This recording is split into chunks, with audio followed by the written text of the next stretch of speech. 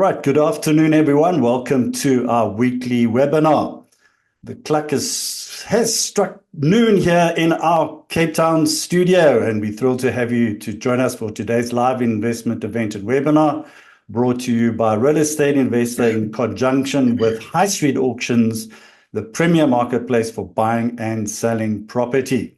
I'm Neil Peterson. I'm the founder and content-in-chief of REI, South Africa's leading independent platform for real estate content, education and news since 2007. I'm really excited to be your host and moderator for today's webinar for what promises always to be a valuable session. And at REI, we're dedicated to supporting you, the South African real estate investor, the real estate industry, the property business community through our digital platforms, rei.co.za, our monthly digital magazine, Real Estate Investor Mag, and our investment webinars, seminars, and live investor events. And today we hope to elevate that experience. So before I introduce you to our specialist guest panelists, and we dive into today's topic, which is the power of property auctions. First, a little bit of housekeeping. And if you registered for today's webinar, we will send you a recording via email after the event. We get this question a lot on recordings. And for those who haven't registered, you can find the recording on the homepage of the rei.co.za website under the events and webinars section. So we encourage you all to engage actively and ask questions throughout the webinar. Please submit your questions in the Q&A box located on the bottom right-hand side of your screen. Chat box is reserved for general comments. So without further ado, let's jump into our theme for today's webinar, Power Property Auctions, when buying and selling at auctions can become a game changer. And we've seen that property auctions have become a powerful tool in the real estate industry. It certainly offers very distinct advantages, which I'm sure we'll hear from the team now, over traditional buying and selling methods. And whether it's for investor, developer, commercial, landlords, auctions definitely present a way to secure high-value properties at competitive prices, often below market rate, and providing potential for significant profits for the investor. So today we're also going to learn about auction dynamics, the trends. We also maybe touch on some of online bidding, popularity of live events and strategies for maximizing sales prices, and what gives you the valuable edge in the property market. So property auctions definitely continue to evolve and grow in popularity, and they're fast becoming a success for investors in the real estate industry. And these are just some of the things we'll unpack today. So please feel free to participate in our discussion as we explore the auctions with our three guest panelists today. So without further ado, let's get started. Let me introduce you to our distinguished guests. First of all, starting with Greg Dart, he's the Chief Operating Officer of High Street Auctions. Welcome to you, Greg. Great having you on the show. Do you want to introduce yourself and give us some background for today, what we can expect? Thanks, Neil. Really appreciate the label as distinguished. Looking at the rest of my panel, I cannot necessarily agree to that, but thank you for the welcome nonetheless. I've put Lance on mute so he can't respond. Neil, thank you very much. I will take the lead once the balance of the introductions are made, just to perhaps frame and provide some talking points that we will develop throughout the session. Okay, awesome. Fantastic. Currently, as Director of High Street, thank you very much for the introduction. I've been here for about 10 years now. Worked my way up through from brokerage to key accounts and operations, and currently Director of Operations. Thank you. Wonderful. Well, great having you here, Greg. And of course, we got now Steph Olivier. He's the lead auctioneer of High Street Auctions. Steph, you want to introduce yourself to the audience today? Yeah, good afternoon, Neil. Thank you for having us. Great privilege. I'm Steph Olivier, been swinging the gavel on the auction block for about 22 years now. Been selling properties, movable assets, vehicles, engineering, and so forth much. In my 22 years, the only thing I can't sell is my mother-in-law. Otherwise, I can sell anything that's on the block. So looking forward to taking part in this exciting webinar. Wonderful. Great having you, Steph. And last not but least is Lance Chilwell Milton. He's one of the shareholders of High Street. Welcome to you, Lance. You want to introduce yourself? Hi, Neil. Yeah, thanks very much. It's after a sabbatical of 4 years, I'm so pleased with my partners at AfriRent and my brother and so on to be back at High Street and to be looking to grow the company into what its former glory. But I must quickly add that you can see Greg has no hair, and also he's technologically challenged by that background. But I do need to just put a shout out to Greg and thank him for the just what an incredible job he does for us at High Street. So let's have a good hour together. Wonderful. Great. So let's get into the Q&A, guys. It's a discussion. We're going to be talking about auctions, and we've seen a resurgence, certainly coming back of auctions into the real estate landscape, particularly in South Africa here. So maybe let's start off with the first one with you, Greg. Why are we seeing property auctions gaining more popularity amongst both residential, commercial, landlords, investors, and we also seeing developers and sellers in today's market? Is there a reason? What's going on? Thank you, Neil. I'll certainly walk us through a couple of talking points, as I noted, try and set the framework for our discussion. And I think what you said, Neil, is absolutely appropriate, that we want to have this as a conversation. Yeah. Not make it too formal. Mm-hmm. Starting the conversation, I'm going to give a shout out to all of those that have joined us in the webinar this morning. I know Lance's family has joined us, so that's probably about 30 of the 80 people that have joined, and our shareholders and others. A shout out to an old friend of mine from school, Winston Schauman from Swindon, and others that have joined us this morning. Wonderful. And Neil, thank you for setting up these types of initiatives. I mean, I think it's very important that we continue to provide education to the market, try and demystify what this auction process looks like, and certainly sort of promote an auction literacy. We need to broaden the appeal of auctions. We're seeing that in the metrics, and I want to talk through that a bit today. Talking to today's market, I mean, we all were talking prior to this going live about the impact of COVID. We've certainly faced a lot of headwinds. The dislocation of the economy by COVID is still being felt now. There's been these economic fluctuations. We're suffering geopolitical events around the world. We've had an energy crisis until fairly recently. We've had a political landscape that, thank goodness, has changed now to the upside. So, we've had an unstable marketplace. And in the traditional property space, instability has a big impact. What we believe and what we've seen is that property auctions certainly remain what we would call a beacon of stability. And really, it is a less reactive environment in which buyers and sellers can transact. I was looking at some stats just recently just to sort of support some of these arguments. The South African Institute of Auctioneers, our regulatory authority, has made it at a point of record that the auction market continues to enjoy steady growth. In 2020, despite, as I say, that COVID dislocation and that very challenging economic climate, the commercial property sold on auction reached an estimated 4 billion rands worth of sales, which was up marginally from 2019, which was about 3.7. And I'm going to speculate, I think it's a fairly qualified comment, that I believe now that the auction platform disposes of closer to 6 billion rands worth of property annually. And I think all of us in the auction business believe that there's still room for growth there. And why do we say that it's insulated from market turbulence? I think there's a unique platform in auction. When you're bidding for a property at auction, you're not involved or engaged in a prolonged back and forth negotiation with the seller. You have a competitive, transparent process, and we'll unpack this a bit further as we go into this conversation. And that really levels the playing field for all of our participants, buyers and sellers. And we provide a very straightforward and objective platform. Quite honestly, the highest bidder wins. And what you do is, in that, you eliminate your subjective elements that can come into play. I think, Greg, if I can add quickly, Of course. Neil, there is no better determinant of market value. In fact, the team asked me yesterday, I asked the team, how does one determine market value?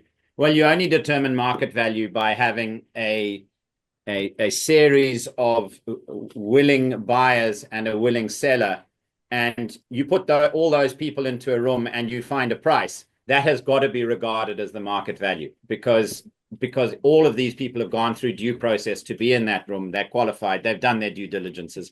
That's the market value. It's not a perceived value. It is the market value. So when Steph knocks down the property at that level, that's got to be the market value. Okay, Absolutely, Lance. Absolutely. And this is something we're going to unpack, I think, as a talking point as we move through this. And that's why we're saying at the moment that properties price now on auction is driven by market demand, not the seller's whims. You're not at the mercy of someone's shifting financial circumstances in these turbulent markets.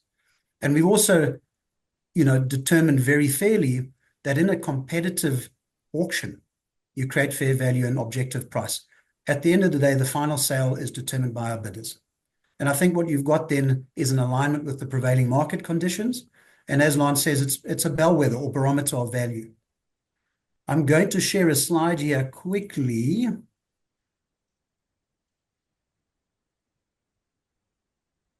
I said, Neil, this is what I was scared of, is Greg's sharing.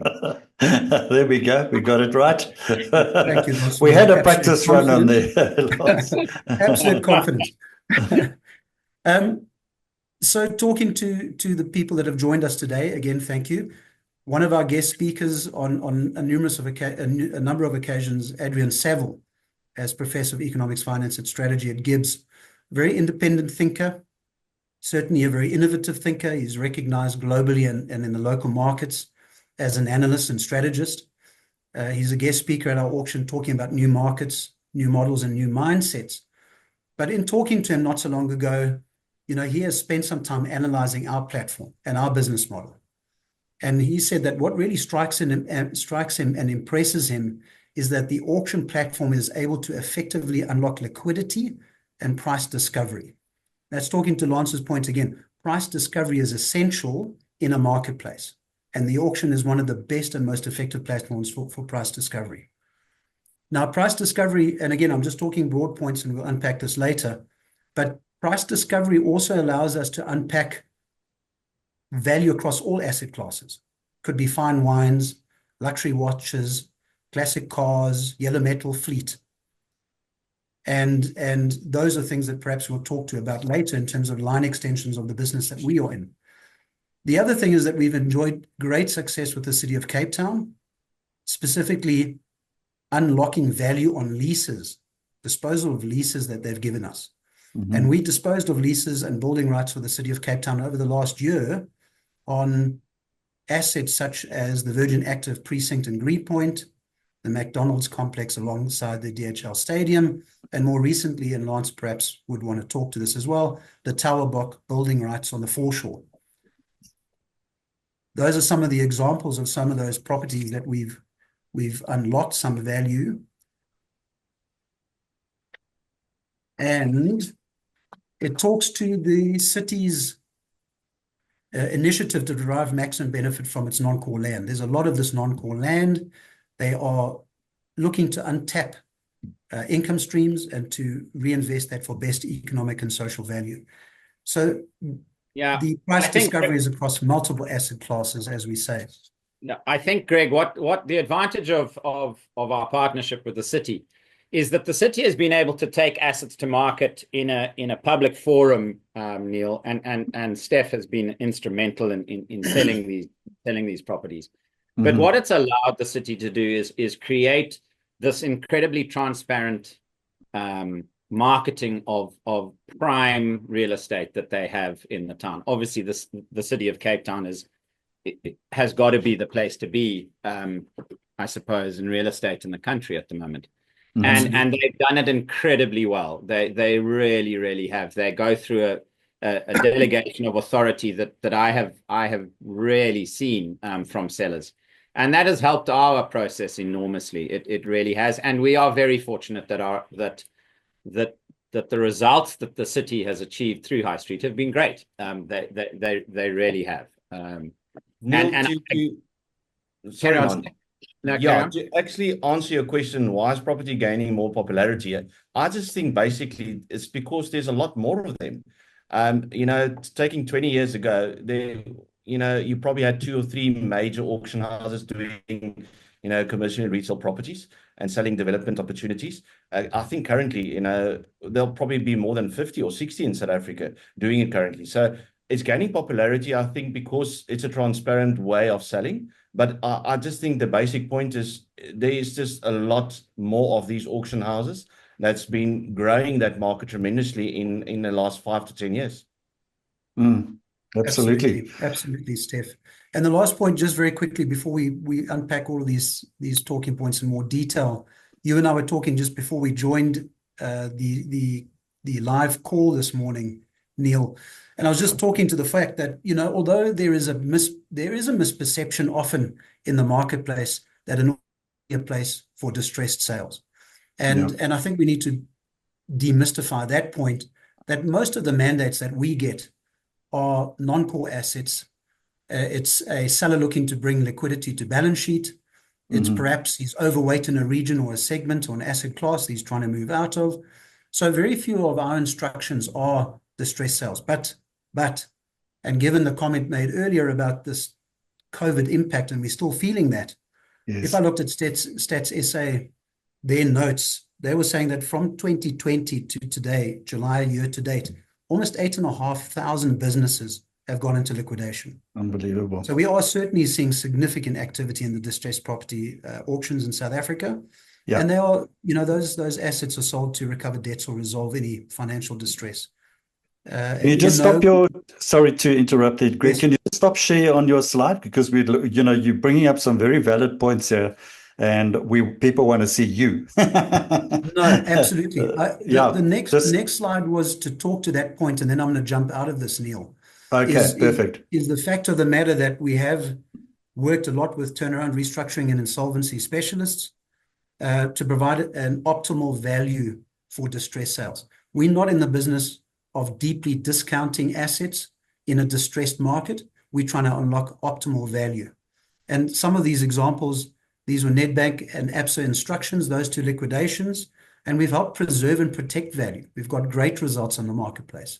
And we've got some work in business rescue space moving into our November auction as well. So that's just framing some of the talking points that Lance and Steph have pointed out. I think, Neil, now that Greg has blown an enormous amount of hot air up,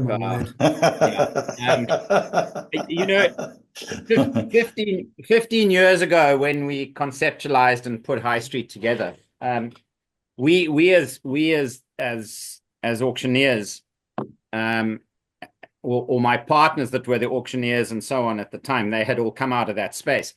They all yearned for the 3D property, death, divorce, and distress, because those were traditionally the avenue where an auctioneer created success. There was a real reason. I mean, God willing, everyone that comes to auction with their property for sale, there's a reason for a sale. But in those 3Ds, there is an immediacy that is required from the seller's side. And that, I think, built, Steph spoke to it earlier, that there weren't a lot of property auctioneers 15, 20 years ago. And I think one of the reasons for that is because the majority of auctions, and property auctions specifically, dealt around these 3Ds, because a result was required very quickly.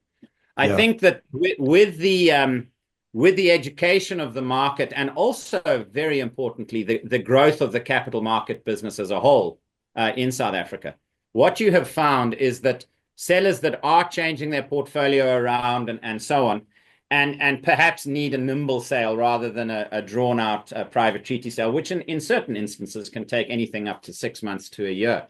What an auction will give that seller is a result in 4 to 6 weeks. And remember, it's an unconditional sale. On the fall of the hammer, when Steph says sold, there are no conditions. The seller, should they accept the price, the seller has actually sold it. And that is the strength of a property auction, is that it is the best close for a seller in the marketplace. There are no conditions and the finances is in place. Okay, great. I think good point there.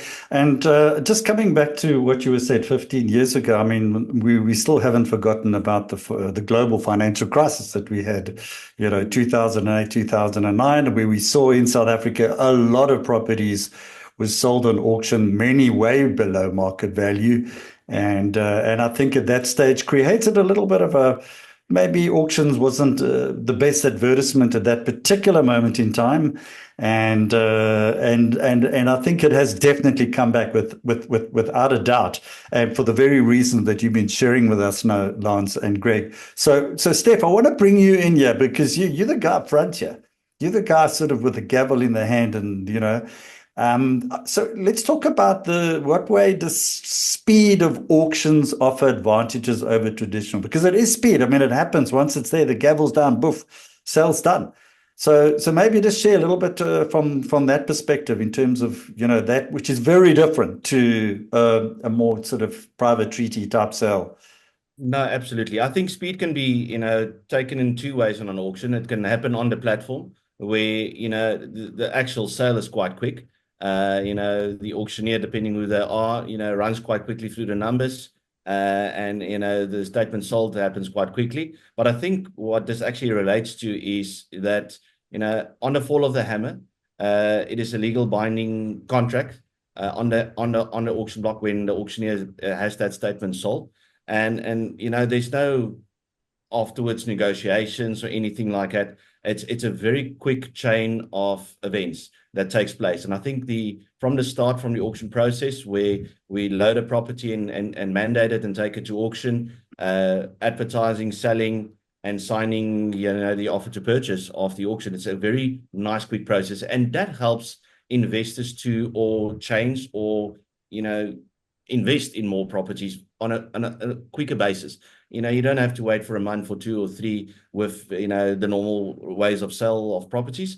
I think the auction process speed is quite quickly, and obviously on the day it's a nice, quick and easy process. We can sell up to 30, 40 properties in an hour, and that value can accumulate, I think, to the end of the year up to 800 million rand that we're taking to auction next week. So it's a quick process. And I think that entices a lot of people to be part of the auction process.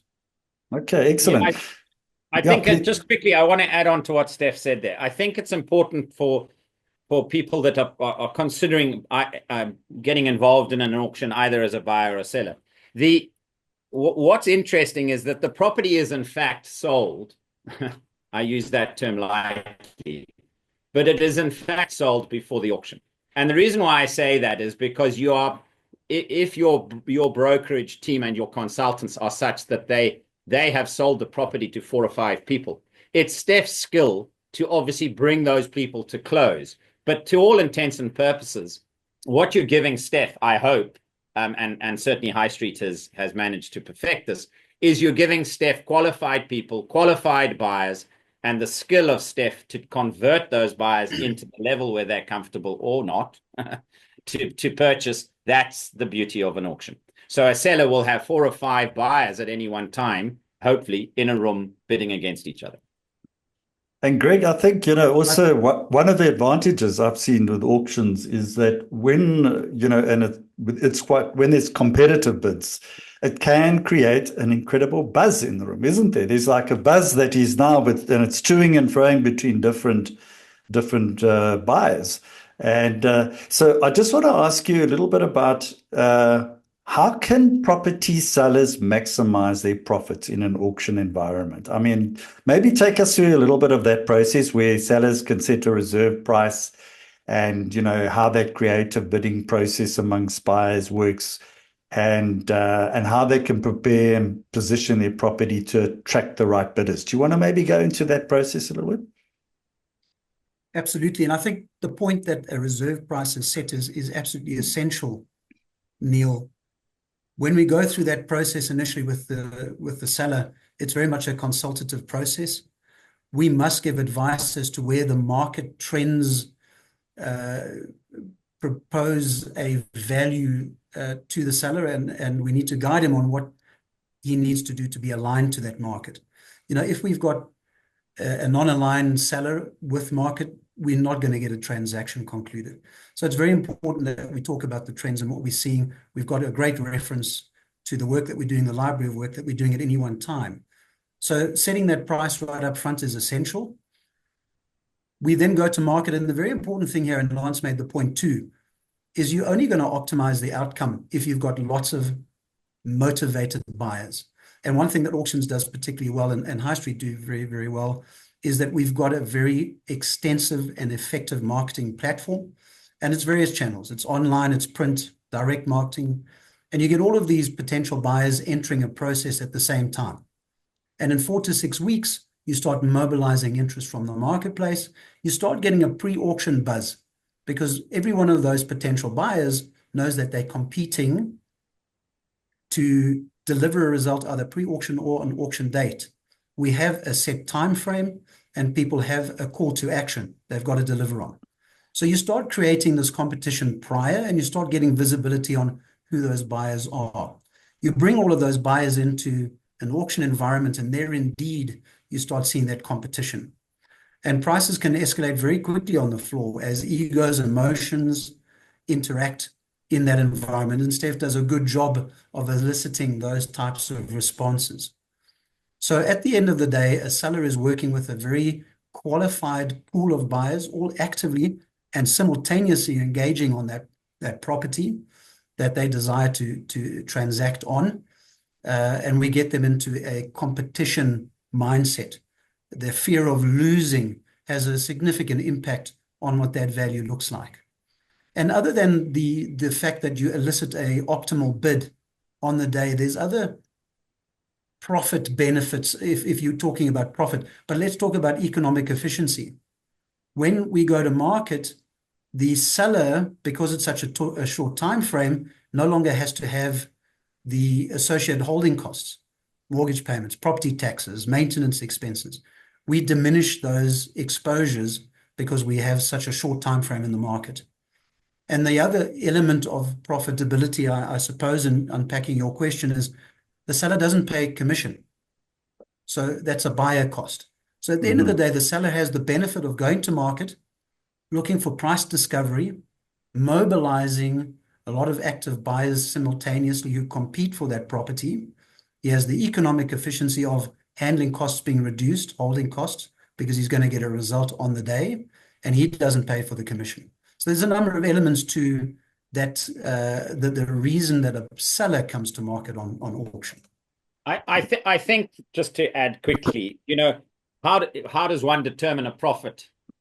Profit potentially is the wrong word, because it's not the right word. Yeah, it's impossible for us to determine what profit is for a seller. More importantly, it is the result that we create, because obviously a profit is what it cost you, what you sold, and is there a gap or a loss. That's not what we push for. What we are pushing for is that we give a real result to a seller on a day. Whereas potentially, again, going back to the private treaty space, where I have spent a lot of time, you are always in a conditional space. You are always in a space where until actually almost the money is in the bank, there is a view that a buyer can exit from that sale. And you don't have that in an auction. That's got to be the strength for a seller, that there's real closure. Absolutely, Lance. And I think that the variables that you're talking to, you've got a serious seller, he's highly motivated, and he has a desire for a quick sale. So a buyer coming into the process knows that there is a serious seller. They can close a purchase fairly quickly. And Steph talked to the binding contracts. When the hammer falls, the buyer and the seller into a binding contract, and there's no room for potential last-minute haggling. And Lance also raised in a conversation prior to this the issue of no gazumping. Sellers cannot accept a higher offer after accepting one on auction. Right. So getting a final offer on the day at an optimal price point, binding contracts, and we're not then starting to enter into... Yeah, there's not an auction after the auction. No. You cannot have that. I think that, and that was a practice back in the day. It really was. But that is something that we simply have never entertained, and it's certainly the wrong thing to do. I knew of of situations where someone would sell a property, go out the door and say, "Oh, we got 10 million, and do you want to bid 11?" You can't do that. You know, once Steph drops a sold, or any auctioneer, and I believe that three of our compatriots have auctions today. Once they sell a property, that property must follow its due process. Conditions of sale is signed. It is presented to the seller for acceptance or rejection.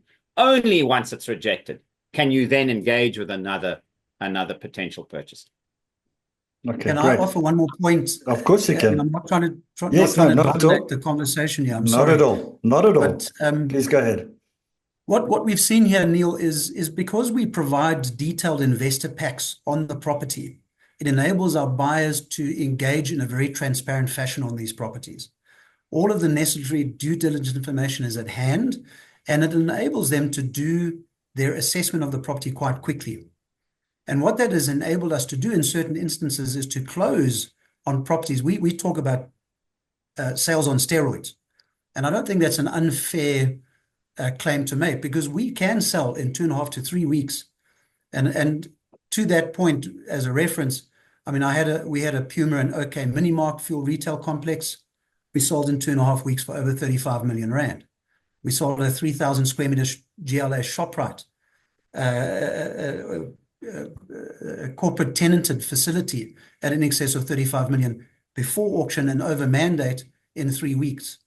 And what we're finding is, because we reach so many buyers, as I've noted, those buyers compete, and a lot of them try and take the property off auction so it doesn't get to market. And if they're offering us the right price, that happens. And another point, just very quickly, is that we're also reaching a lot of buyers that are not your traditional buyers.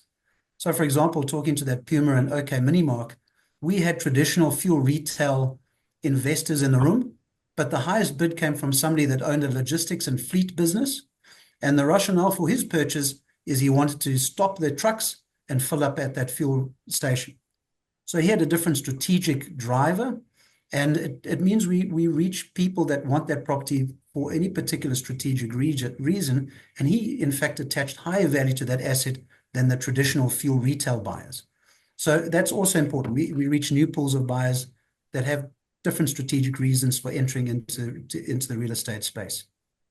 Excellent. Okay, so I just want to say to our audience, if you've got any questions, just fire away. There is a Q&A box on the bottom right-hand screen. Don't be shy. There's no such thing as a stupid question. Fire away.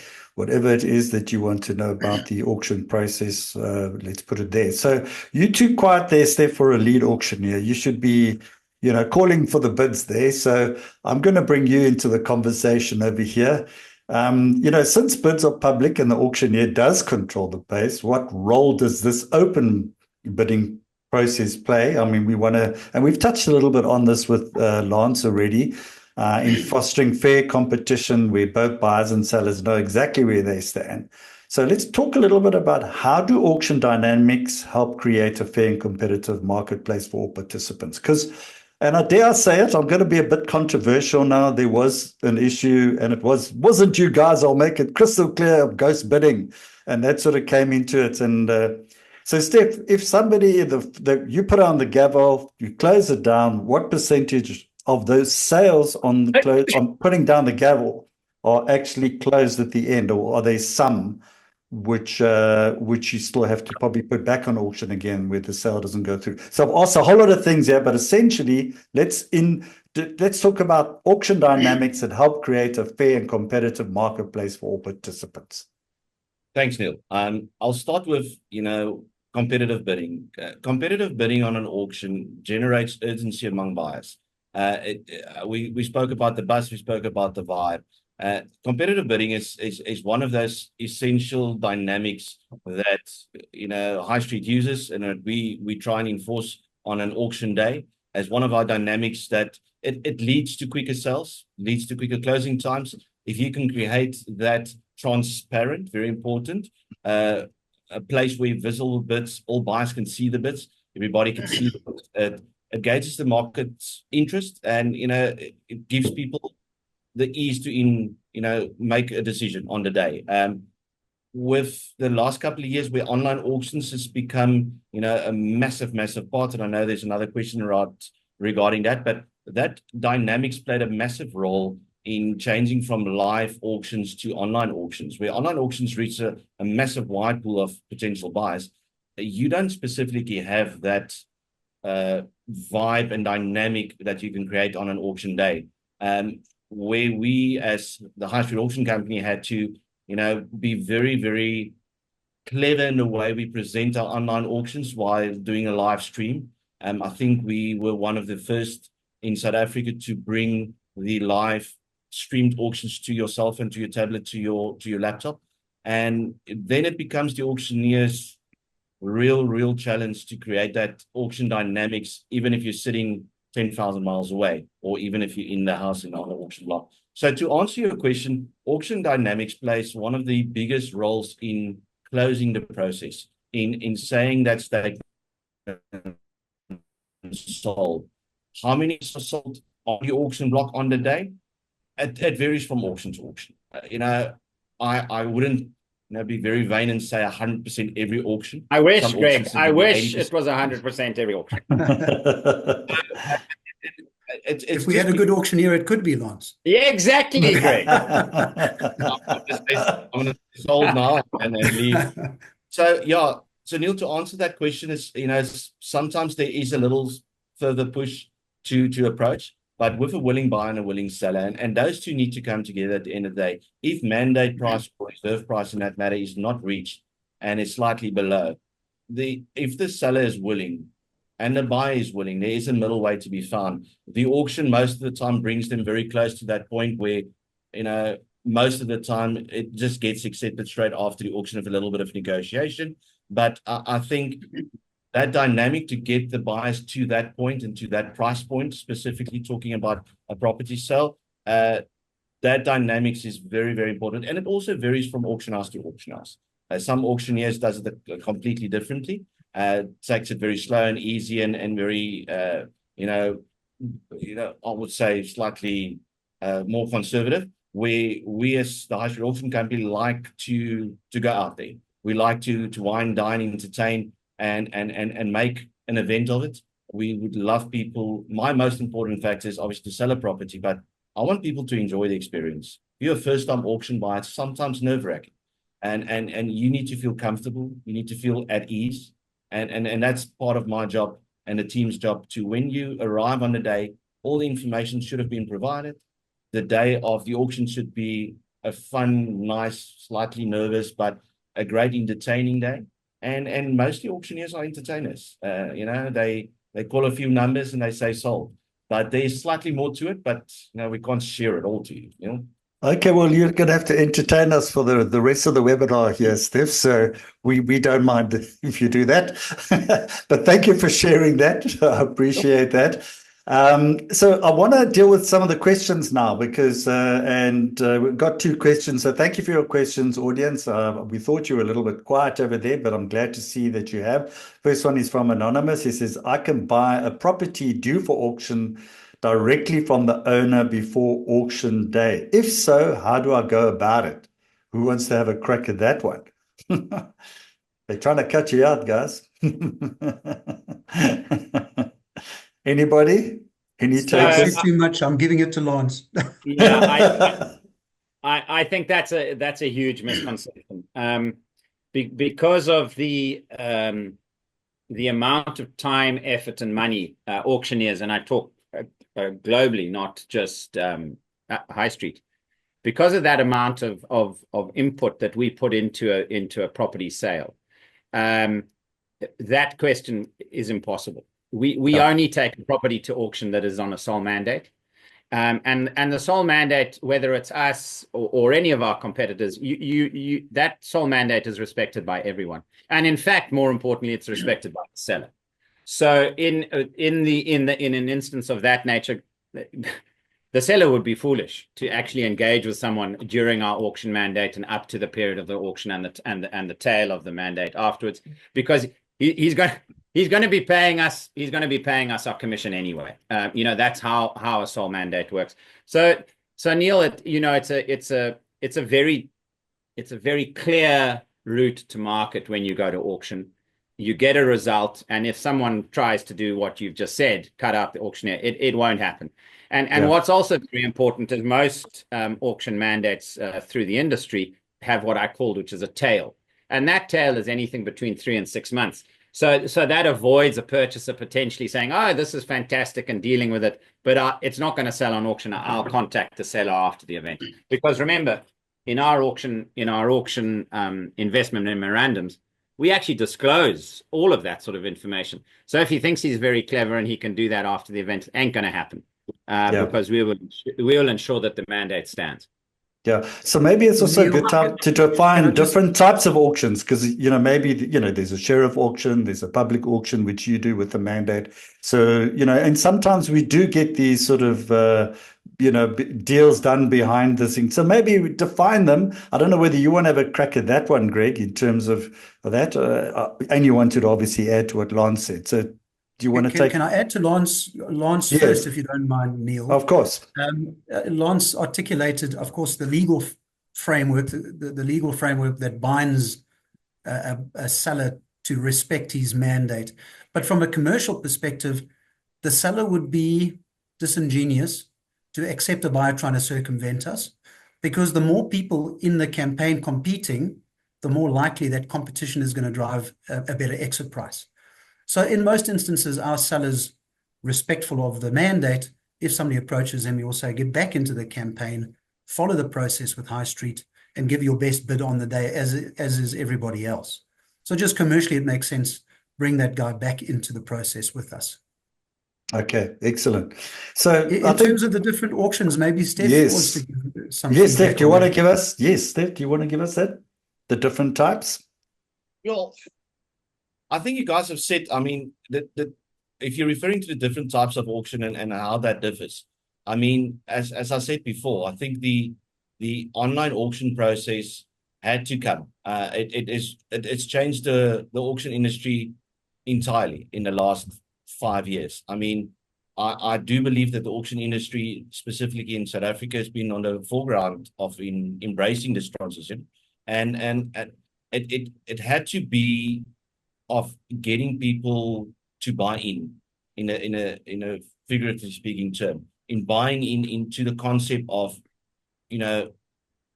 we reach a broader audience. It is better for the sellers. It is more competitive for the buyers, yes, but we had to make people believe that it is done in a transparent way. And I think we were, 5 years ago, the leaders in making that transparency. It has been difficult. You still get those similar questions being asked all the time about ghost bidding and vendor bidding and all of that. And online auctions didn't help that process. But through the way we've progressed, and the way we are transparent in every step of the deal that we do, I think that has proven to mostly everybody that it is the future, and it is the way it works. The live auctions will still be formed part of it, and I think we've found a great combination of the two. There is traditional auctions where people just rock up on a property and sell a property. That still has a place in South Africa, I do believe. But I think going forward and reaching the full potential of a sale, that is the leading way of approaching. So has online auctions, has it made a dent into your sector? Are they becoming serious players? I don't know who wants to have a crack, whether Greg or Steph, you want to retort to that? Because there's a question here from Albert. What is your opinion on strictly online auctions like BidX1, for example? But so have they made a dent? Are they serious? Is it something to take serious? Who wants to have a crack at that one? Lance? I'll briefly, my opinion around it. Most definitely it has. Some people embraced it, and some people do not believe in it. But I do think it's made a massive impact in South Africa specifically. BidX1 has been on the foreground here in Cape Town specifically. He is a traditional auctioneer. He comes from a traditional auction family. MC and his dad was a brilliant auctioneer. MC also started only doing live auctions like we all did. We had to adapt. I miss doing a lot more live auctions. Luckily with High Street, we do live and online. The combination is fantastic and brilliant, and I think, forthcoming in the future. But people do miss that traditional manner of doing it.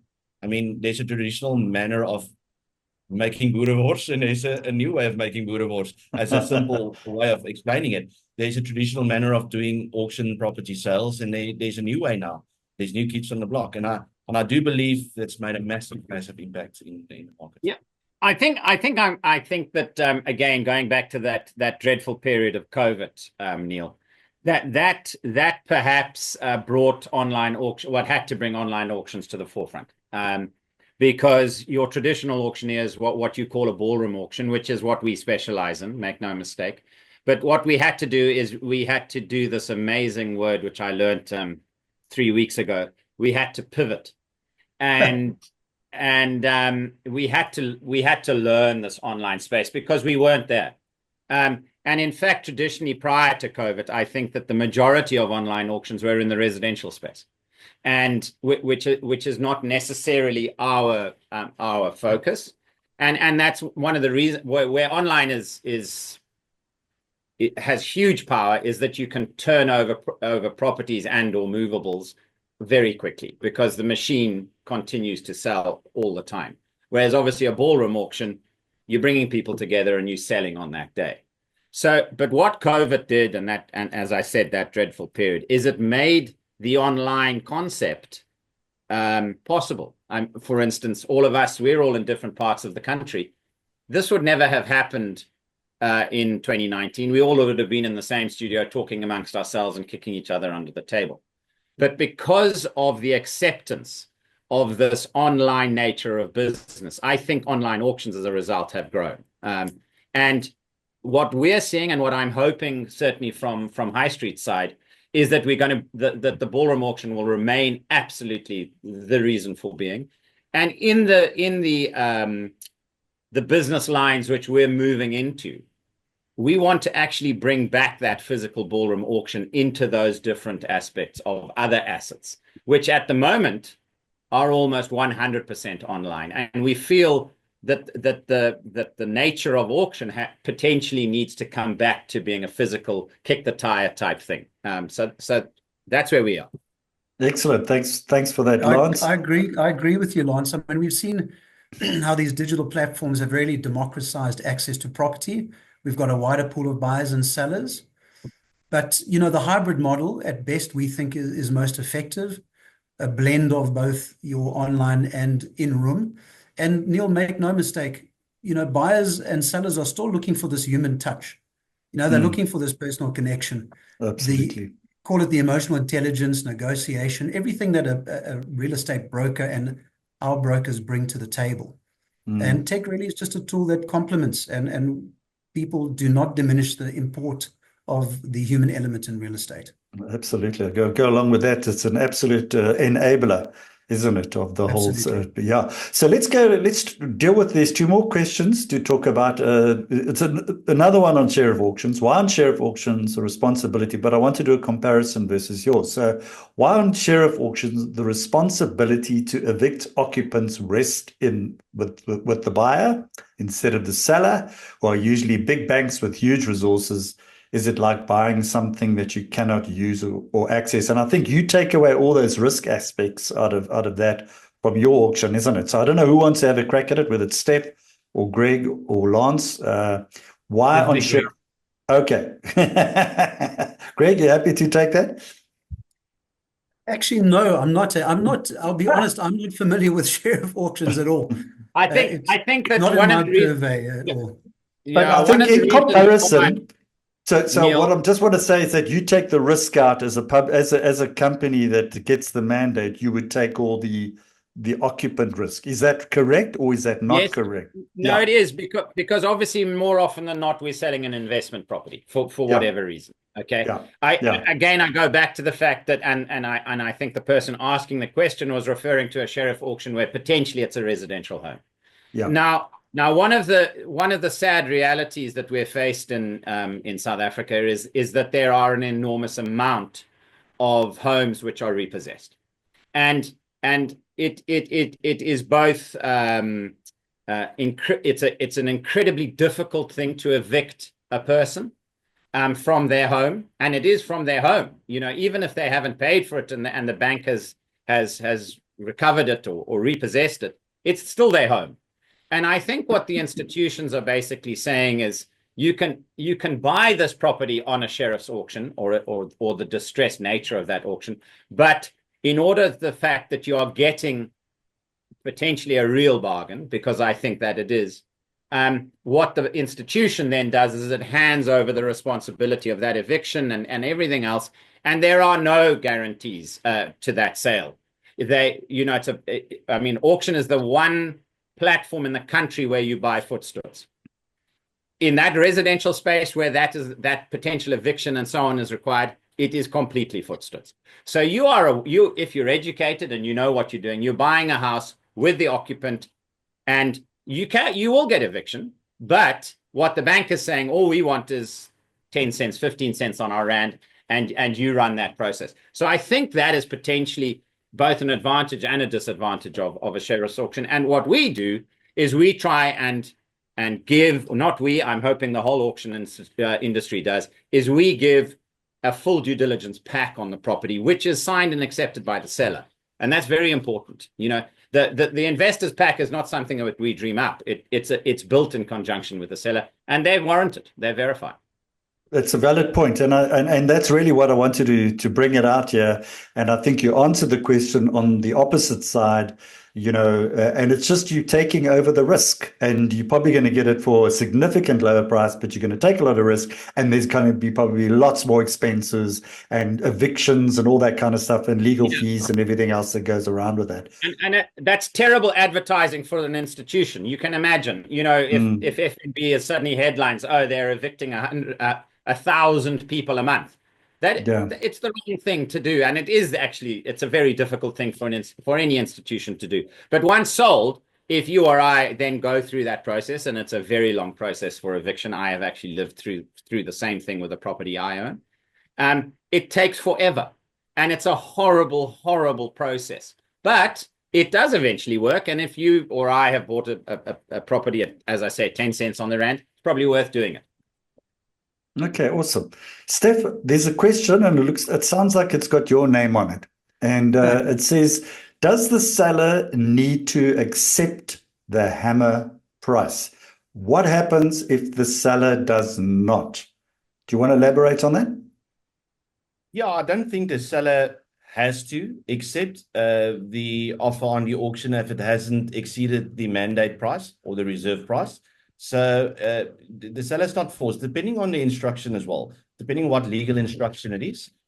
Most, and I would say probably all the properties we take to auction are sold subject to confirmation. Even if you do exceed the mandate price, it is still the process and the legalities that needs to be formed, deposits needs to be paid before this become a legal binding contract. The statement sold binds you, but there is still a process after that needs to be followed. It's a quick process. But no, the seller does not need to accept it if it's below his mandate price. So there is still the discussions that needs to take place on the day of auction. Excellent. Great. Thanks for clarifying that. Okay, so what I'm going to do is I'm going to ask you, Greg, just to talk a little bit about your upcoming auction, which is next week.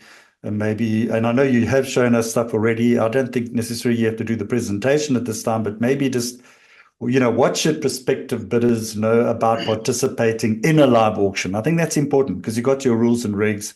They need to know if they lift the paddle, oh my word, I have made a bid for this particular property.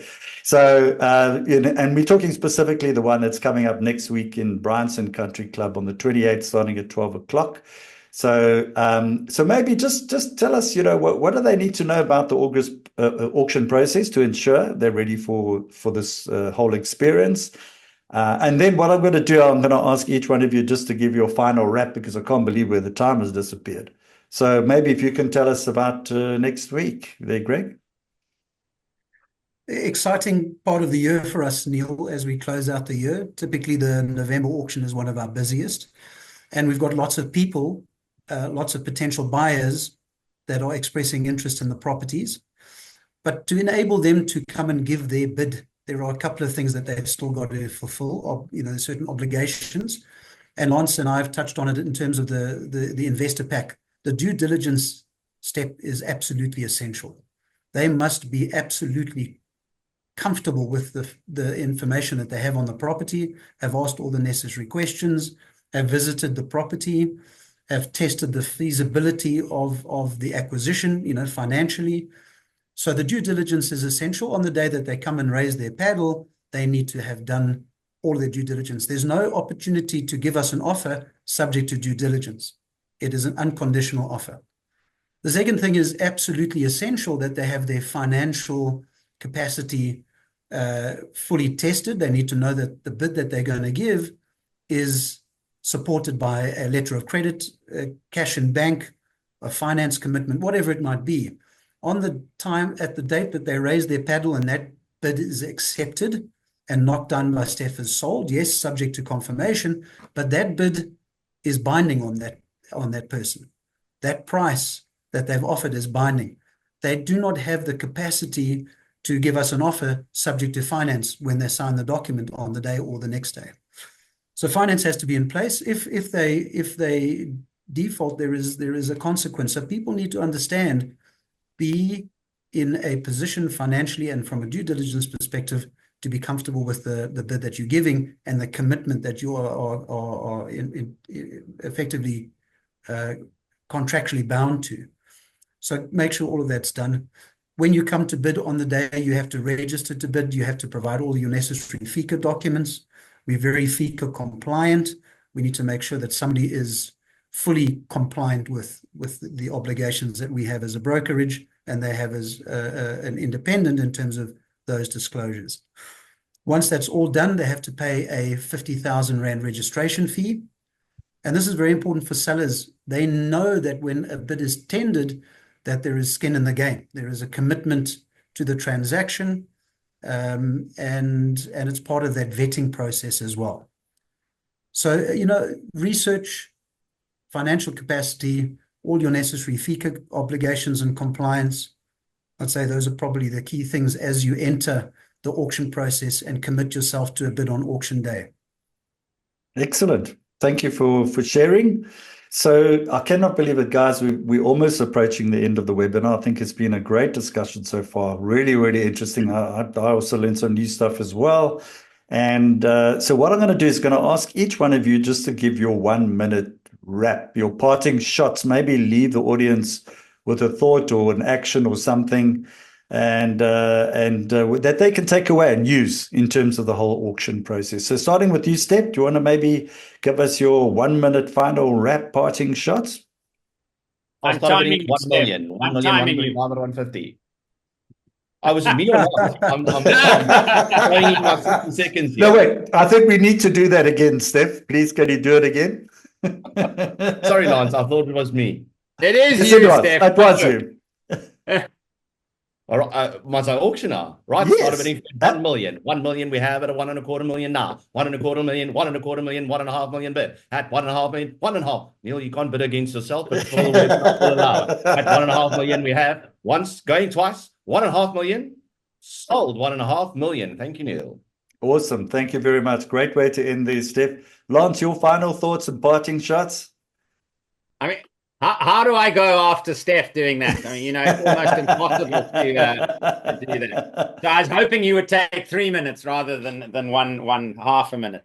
No, guys, Neil, thank you very, very much for the opportunity to chat. I think it's a remarkable industry. I think that auctions are on a growth spurt again. I think they give clarity outside of the private treaty space. And if I may just say that, from High Street side, we are incredibly excited with the new divisions that we're opening up in the new year with our partners. We're going to have a series of really exciting events during the course of next year. And please just look out for them, actually. Wonderful. Thanks. That's Lance Cholwan Milton from High Street Auctions, one of the shareholders. Final, last but not least, we've got Greg Dart, who's going to close your final parting shots there, Greg. Greg, it's only a minute, eh? It's only a minute. I'm not even going to take two seconds here. I think I think we've articulated a lot of it during the course of the conversation. And thank you for all the input from Steph and Lance to that end. I think just the point that I want to make here, Neil, is that, we bring a lot of different property types to the market. And it affords a buyer a unique opportunity to come and look at diverse investment assets. And they can build well-rounded property portfolios with these types of assets. And sometimes we even offer exclusive listings that they might not have been able to get through the traditional channels and potentially out of reach. So we are very privileged and proud to be a premier auction platform that allows buyers to get access to properties that they might not have been able to.